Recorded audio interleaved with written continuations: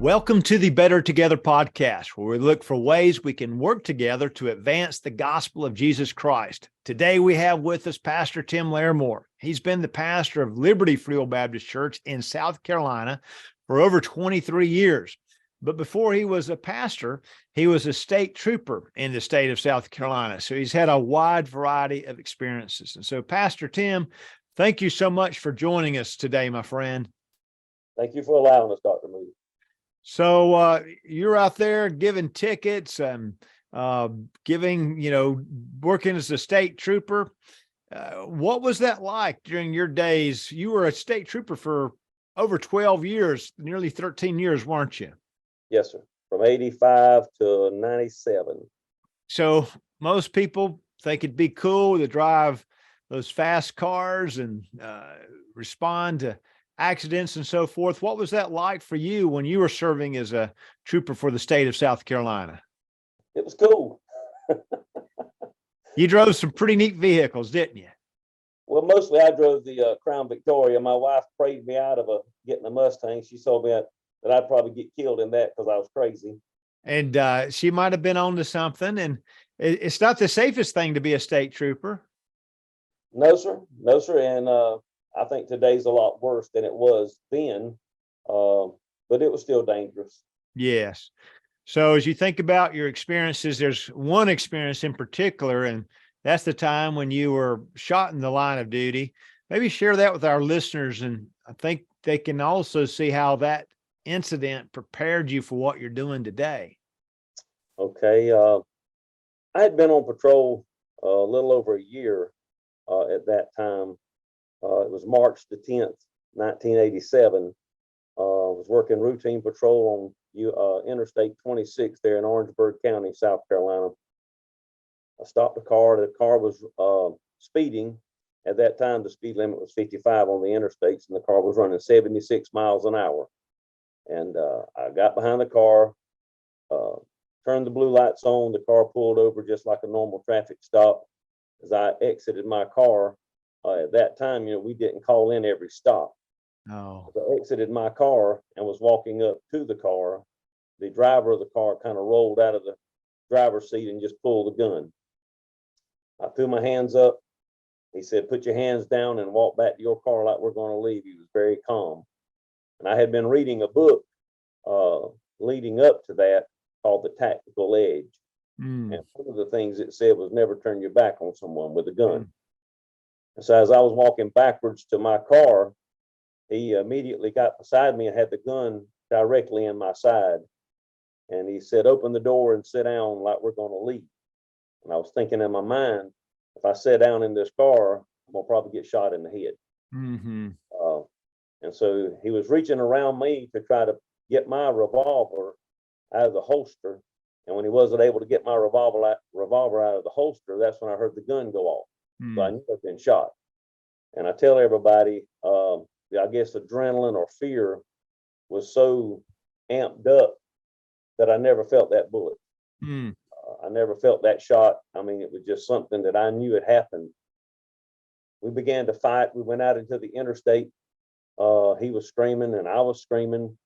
I don't remember any cars going by, but I remember somebody got out of that car and came back. And when he got back there, they threw me across the hood of my car. When I got on the other side, when I got on my feet, I was trying to run toward the back of the car to get out of the lights because I could hear the gun going off. And the third shot, I remember it hit me in the back.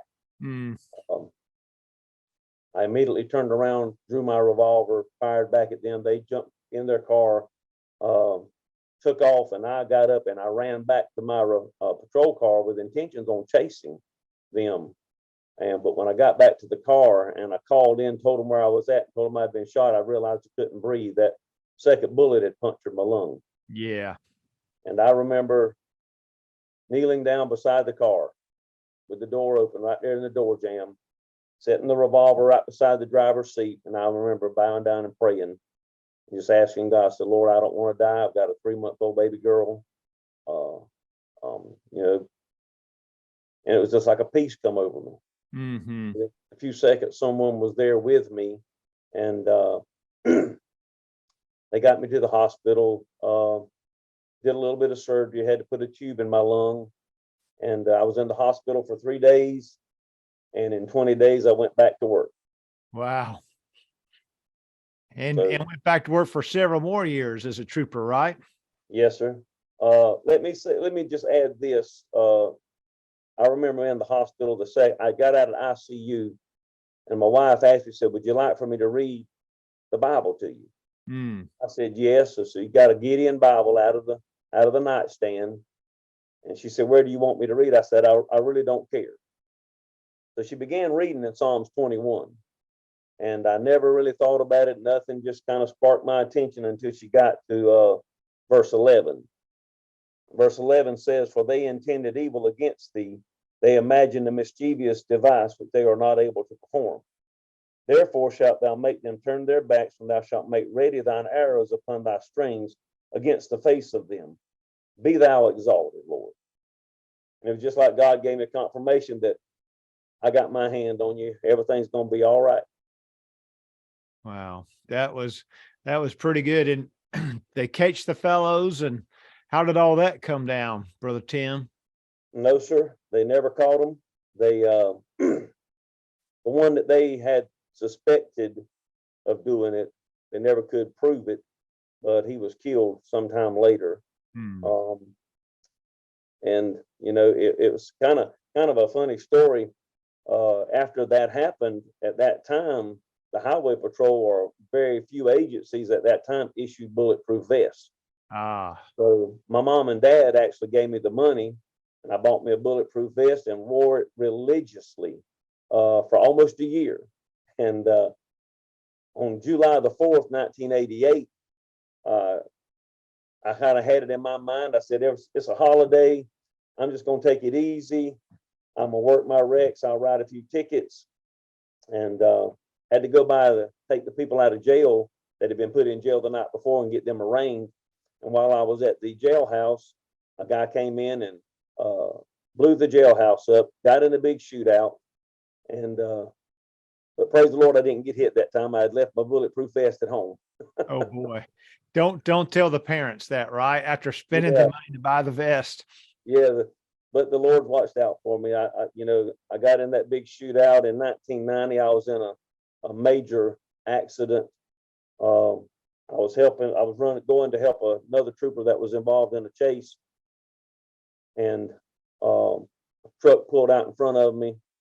I was probably running over 100 miles an hour when I hit the truck.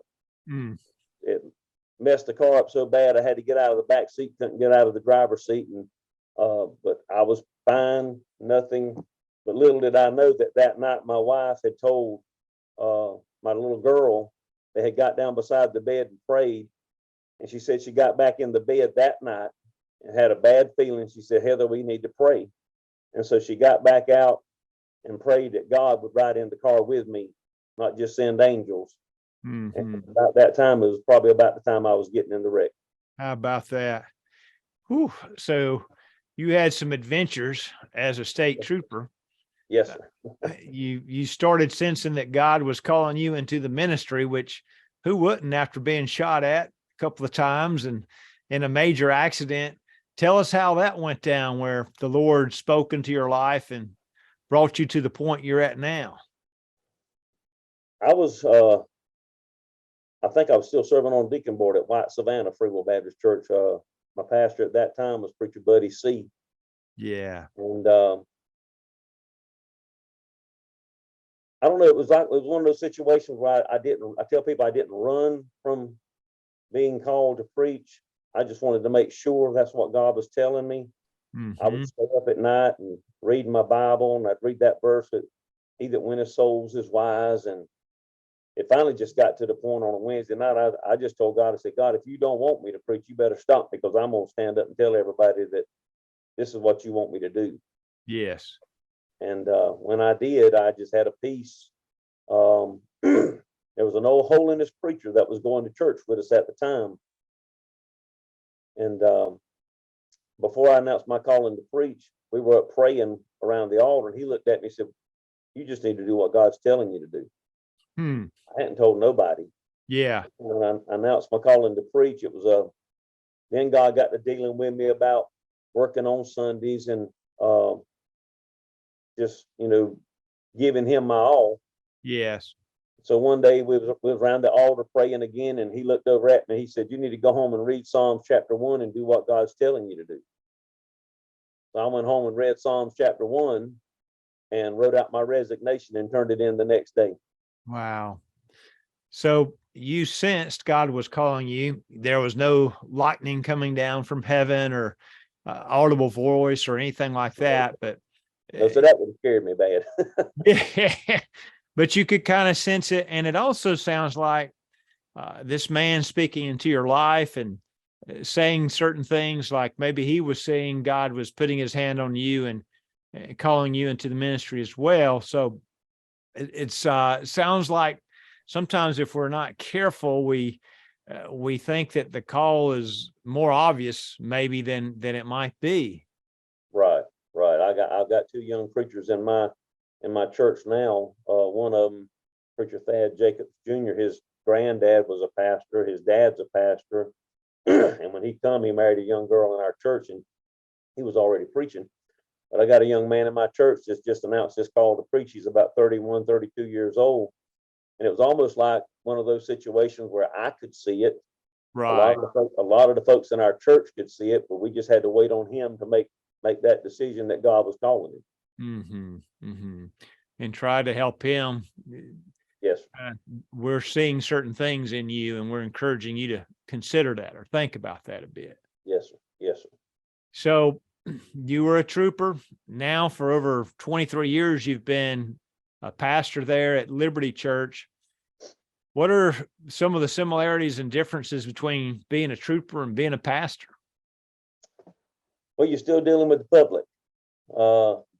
I thought about this the other day. My whole adult life, from 21 years old to now, has been in service. Yes. Service to the state of South Carolina.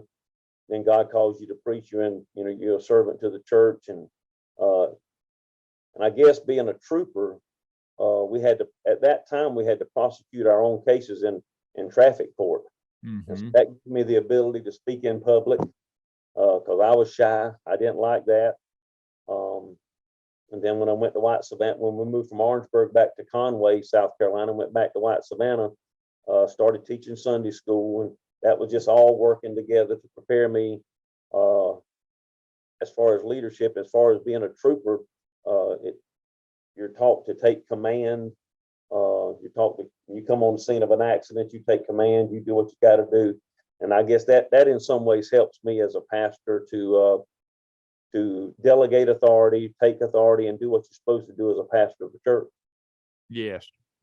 So really those experiences, though, a lot of people would say, hey, that has nothing to do with ministry. It was preparing you, shaping you, kind of like where David said, hey, I dealt with the lions and the bears, prepared him for Goliath and so forth.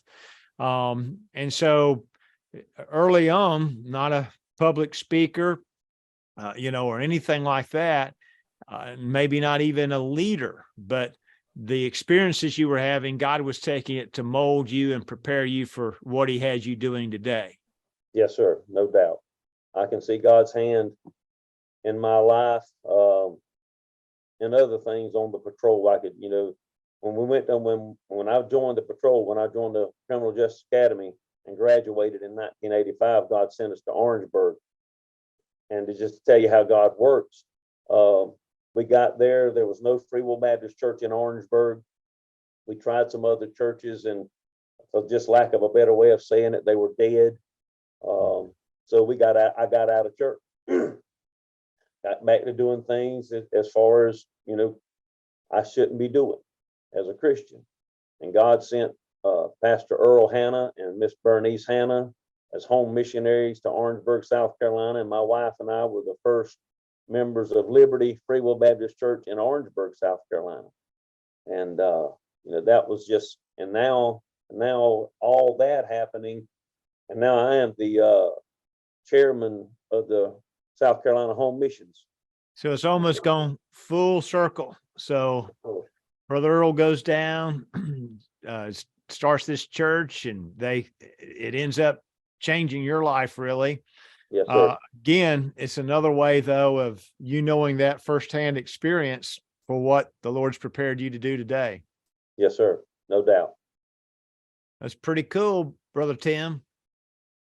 God's blessed us. I tell you, in the 23 years here at Liberty, we've just come off one of our biggest weekends of the year. We do a big Easter drama every year, and it takes about 100 people in our church to put the drama on, and we always do it the weekend before Easter.